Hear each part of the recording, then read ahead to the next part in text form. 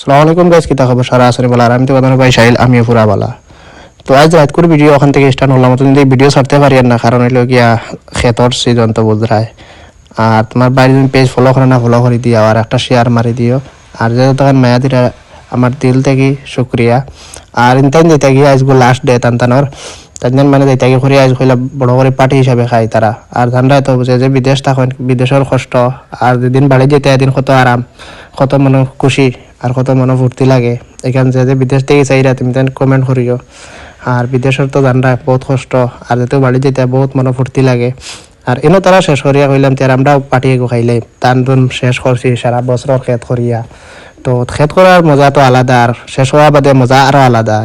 তো এটা মজা আলাদা যে খেত করে হে বুধ পায়। তো ইনো কইলাম পার্টিন ধরে আমরা খাইলে আজ মুরগ ফুড়া। তো তারা দিয়া কইলাম মানুষ মুরগ আজ লাস্ট জিওতে, আর আমি তোমাদের দিব মুরগর পয়সা। তো তারা মুরগ আনলা, ফুড়িলা, ফুড়াত লাগলা। আর ইনো জানরা স্বামী কারিগর, আর ইনো সাবিরে মুরগ ফুড়া শেষ তাই দিয়ে আইলা।